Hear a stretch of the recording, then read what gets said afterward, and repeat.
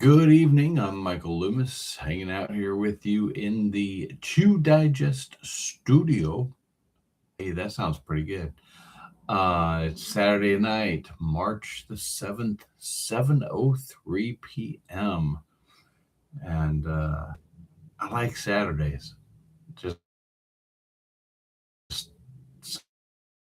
something about them. Feels so good to wake up in the morning and have it be really quiet. Get up after sleeping in and have a nice tall glass of orange juice. Wakes you right up. Get out, go take a nice long walk. And yeah, anyways, good morning. Or hello, kids, grandkids, great grandkids, great grandkids. These videos are here for you. Um, I also am doing these videos because I better prepare myself for a future where I may just be doing most of my teaching online. Uh, I'm getting my degree in uh, applied nutrition and health, and then a master's degree in medical nutrition. Unless I decide to go a different route, which I'm not sure that I will. Uh, I quite frankly do think that I would almost like to work with people. I don't want to say at a behavioral level. I don't really like the idea of being a therapist per se. Uh, that and I'm just not 100% sure that I want to go through all the steps necessary and the hours to become an actual licensed therapist because, gosh, it takes an awful long time. And then you got to take tests, this, that, and the other.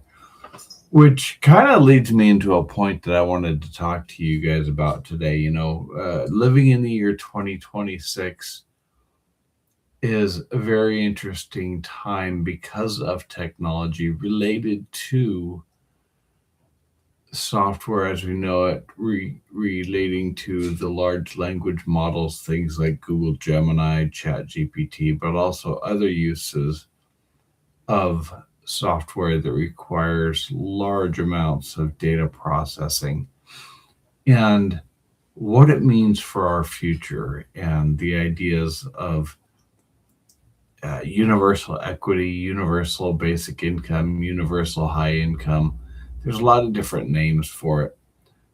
The idea, though, is that we're headed towards a time where there's going to be less jobs available, but yet we're still going to have a need to, we're still going to have a need for food, shelter, clothing, medicine, and the question is, how do we bridge that gap? How do we get there? What do we need to do to help people make that transition without any associated unrest?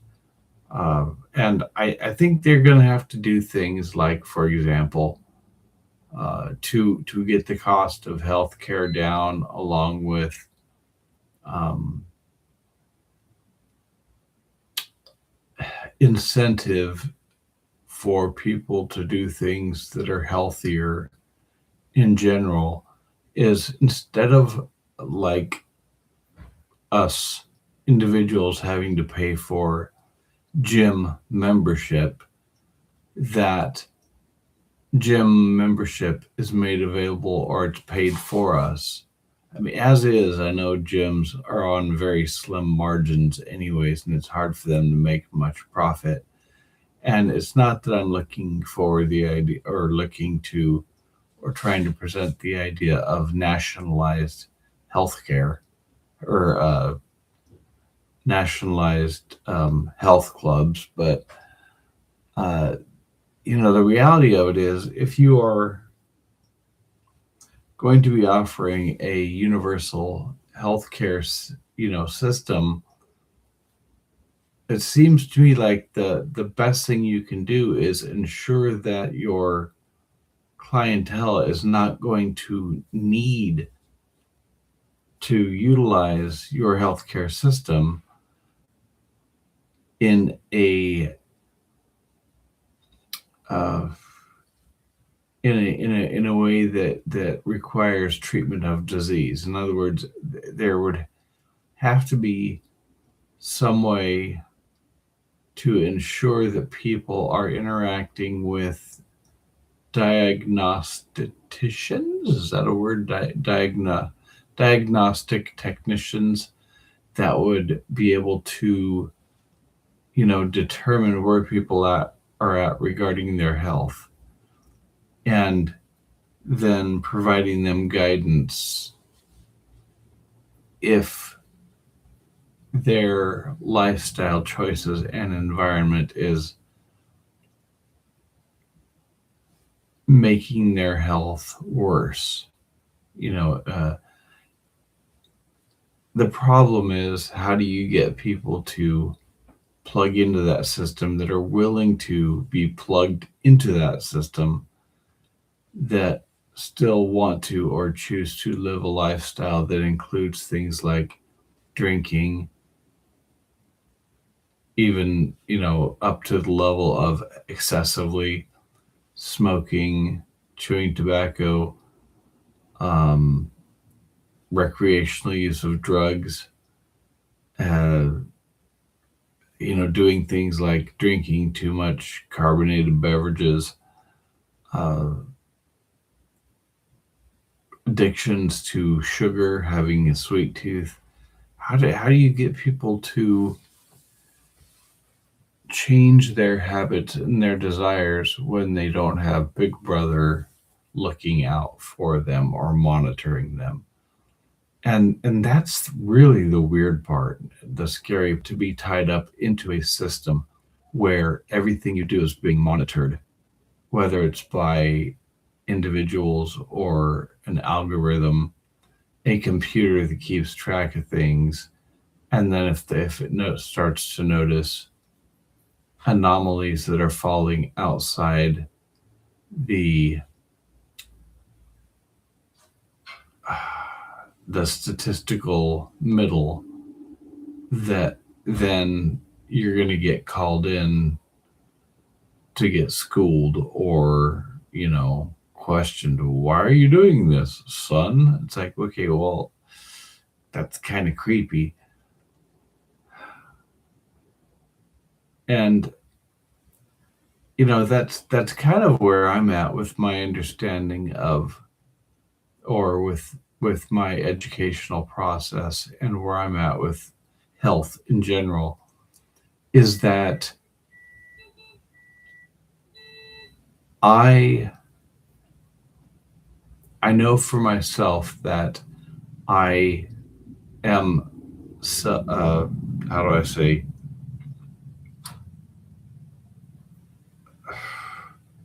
I'm pretty well disciplined, self-disciplined when it comes to what I put in my mouth. I've been told, boy, I wish I had the ability, the wherewithal to do what you're doing, Mike. And I just say, well, look, you know what I mean? I had some health issues that kind of scared me into being the way that I am. And until you have one of those yourself, it's kind of hard to go down that road. I mean, sometimes it takes tragedy for people to make meaningful changes in their lives, which is really unfortunate. But even when you do start making healthier choices, sometimes it's easy to lose traction, and then you start stopping. You lose the motivation, you lose the steam in your steam engine, you start walking less miles per day, you quit going to the gym as much, things like that. Nonetheless, I I would like to try and figure out what it is that helps people get past that hurdle, because as I've said many times before right here, my goal in life is to live to be 120 with a body that looks and feels no more than 34. And the better question is, how do I convince other people to want or even do the same thing? And I think part of it is they need to see that there are people that are achieving this, so that they can say, hey, wait a minute. I see a lot of people over here that are in wheelchairs with walkers and, you know, oh, bent over, hunched over, skin, sagging, uh, not looking so good, uh, just unhealthy people that aren't even getting to 80 years old. And yet I see this group of people that call themselves whateverites, and they're all like 110, 115, 120, and they're still out there playing basketball, running track, riding their bicycles 50 miles a day. I mean, if people could see that, they might think, hey, why can't I do that too? And so that's really kind of the discussion I want to be having. But in the meantime, what I need to do is I need to ensure that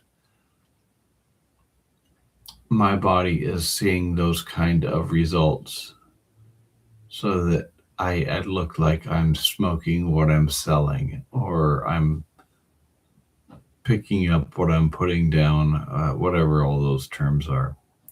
Anyways, aside from that, I wanted to also talk today about the idea of unemployment. Uh, as somebody who has been um, back in school now for a few years, I I hear more about students that are graduating from college that are having a hard time finding jobs, especially within their field of study. And there are a number of different opinions out there, and for myself, I I think I have some ideas as to why there are more and more people that are having a harder time finding a job. And it's not so much about the education as it is a number of different factors. Like when I was 18 years old back in 1990, you didn't need to have a anything beyond a high school education to be able to put down money on a house and buy a house by, say, 22, 23 years of age, with only a high school education and some skills.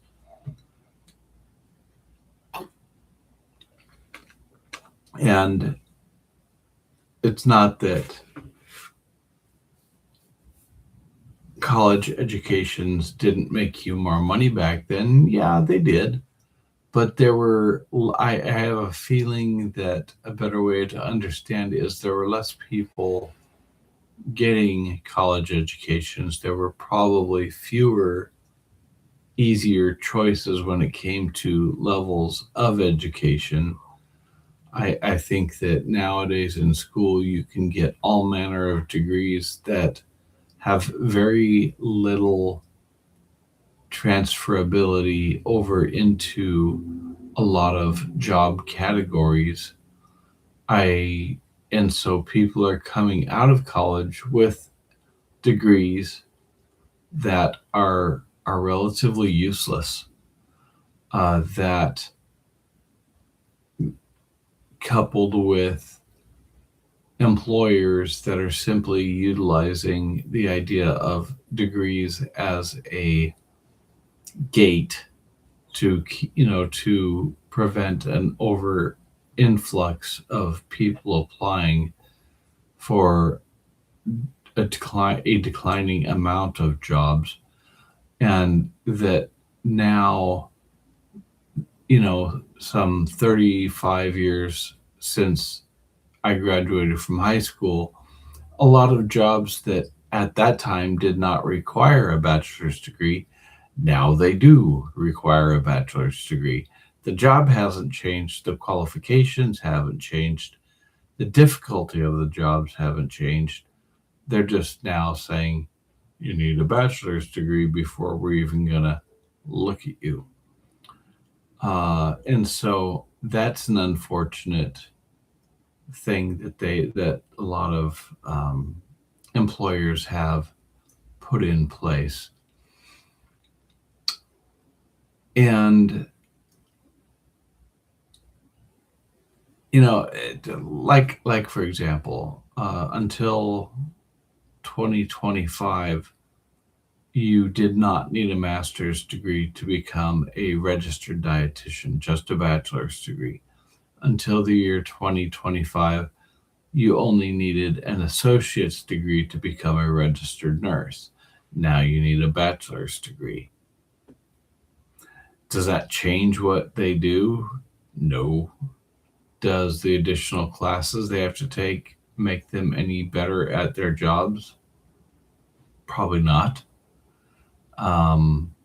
What does it do? Well, number one, it makes colleges more money. Number two, if those students are having to go into debt through the typical channels, well, now that's putting students into debt, and that's generating more money to these companies that are financing the debt for that education, for that job, to do the same job that didn't need that degree just a year earlier. And so that's part of my frustration. And so it's not that education is a bad idea. The question is the degree itself enough?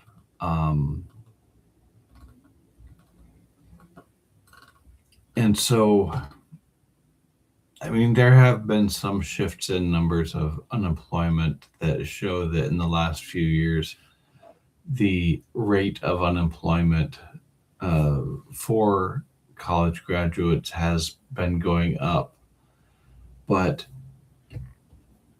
the reality is also that we have these technologies that people are referring to as AI, robotics, automation, that are taking away a lot of jobs that had to do with data entry, programming, very repetitive jobs that don't require judgment. And what I mean by jobs that don't require judgment is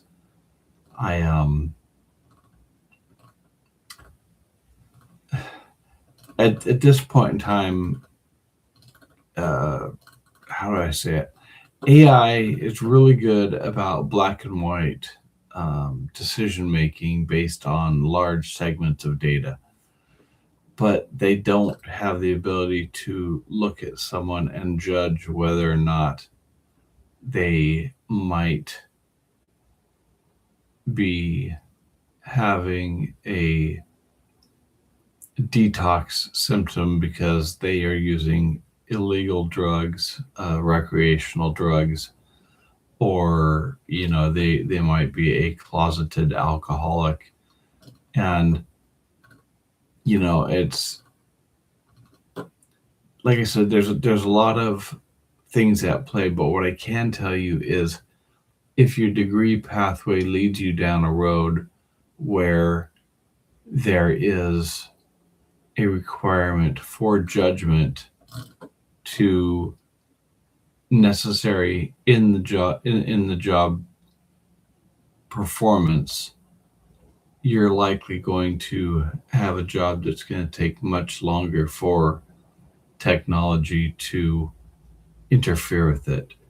Um, like in that the kinds of work that resist automation the longest tend to involve uncertain environments, incomplete information, ethical trade offs, and responsibility for consequences.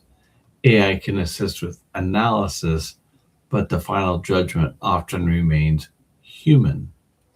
Categories like medicine and complex healthcare, um, legal reasoning and dispute resolution, leadership and executive decision making, scientific research and discovery, high trust advisory roles, complex skilled trades, creative direction and cultural judgment.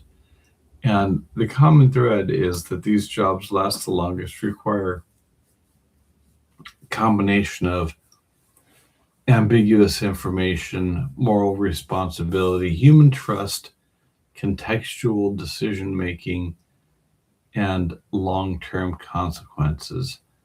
Uh, AI is strongest where problems are clear, structured, and repetitive. Humans remain strongest where problems are messy and value laden. I think problem is a lot of people don't want to do dirty jobs, messy jobs, things like being a therapist where you are in a position where you may have to report your client to the police if they have done something harmful or intend to do something harmful to other people or even themselves. And I just, yeah, anyways, I don't know.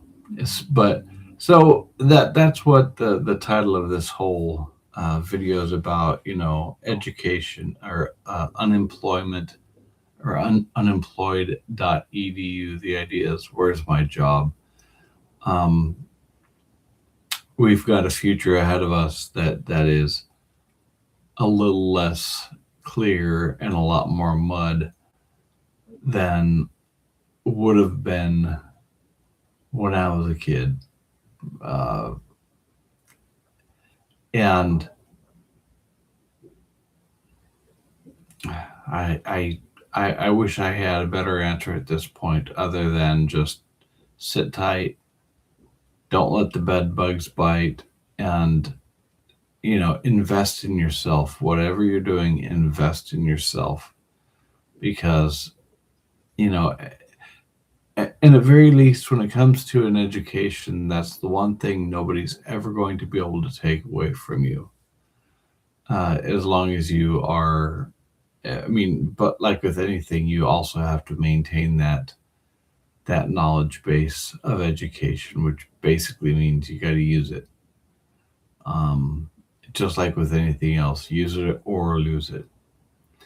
Anyhow, all that to say, I am out of here. I have a bowl of popcorn waiting for me as soon as I make it. It's Saturday night. That's what I do on Saturday nights and Tuesday nights most of the time. I got that. I'm gonna do some watching of a series that has been produced by Apple Plus or Apple TV, whatever it's called, For All Mankind. And so far so good. It's I think I'm just now starting the third season, and I'm really enjoying it. I'm looking forward to the next season of a series called Silo that has the actress. Yeah, there's a lot of good stuff that's coming from Apple. Anyways, that's it. Have a good night. Until tomorrow, I will.